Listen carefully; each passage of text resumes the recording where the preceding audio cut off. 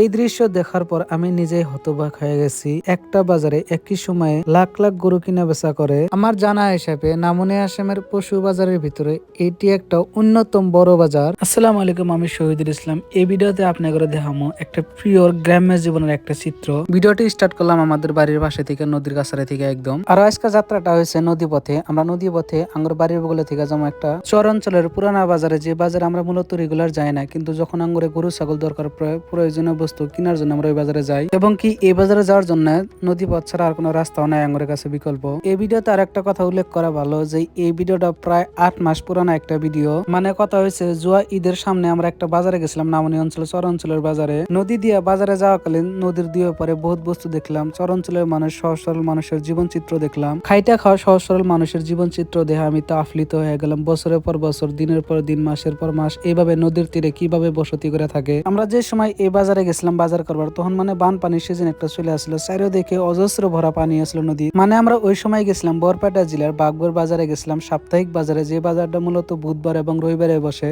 যদিও আমি আগে পাশে বহুতবার গেছি, কিন্তু বানপানির সময় যাই দেখলাম অজস্র মানুষের ভিড়, কারণ ওই টাইমে নদী ভরা থাকে আর চারিদিকে থেকে মানুষ আসে কিনা বেচা করার জন্য বাজারে। বাগবর বাজারে সাপ্তাহিক বাজার করার জন্য একটাই মাধ্যম হচ্ছে নদীপথ। নদীপথ ছাড়া এই বাজারে ওরকম একটা সুবিধাদায়ক ব্যবস্থা নাই চলাফেরার জন্য। তারই জন্য এই অঞ্চলের মানুষ, বিশেষ করে চর অঞ্চলের মানুষ, সাপ্তাহিক বাজার করার জন্য বিভিন্ন শস্য উৎপাদিত বস্তু বা গরু ছাগল কিনে বেচা করার জন্য নাও পথে এই বাজারে আসে রেগুলার। যদিও এই সাপ্তাহিক বাজার হয়েছে পাহাড়ের নিচে, কিন্তু এটার যোগাযোগের মাধ্যমে একমাত্র নদীপথ। নদীপথ ছাড়া এই বাজারে কোনো জায়গায় থেকে ভালো করে সুবিধা করে বাজারে কিনা বেচা করা পারে না। এই বাজারে গাড়ি চলাচল ব্যবস্থাও আছে। ওই ব্যবস্থাটা হয়েছে বাগবর থেকে মন দেওয়া হয়ে ঘুরে বরপেটা রোডে উঠা লাগবে। কিন্তু এই বাজারে যাওয়ার জন্য নদীপথের ব্যবস্থাটা একদম উত্তম, কারণ কম খরচ হয়, আরো কম খরচে সুন্দরভাবে যাওয়া যায়। কোনো ধরনের রাস্তায় জাম টাম বাজে না গাড়ি মোটরের মতো। মূলত বাগবর বাজার হয়েছে একটা বৃহৎ বড় বাজার। এই বাজারে সব ধরনের বস্তু পাওয়া যায়, তার জন্য বিভিন্ন জায়গা থেকে মানুষ আসে। আমরা যেহেতু ঈদের সামনে আমি, গ্র্যান্ডফাদার এবং আমার বড় কাকা তিনজনে গেছিলাম এই বাজারে একটা গরু কিনবার। যাওয়ার পর একটা বস্তু আমার চোখে পড়লো। দেখলাম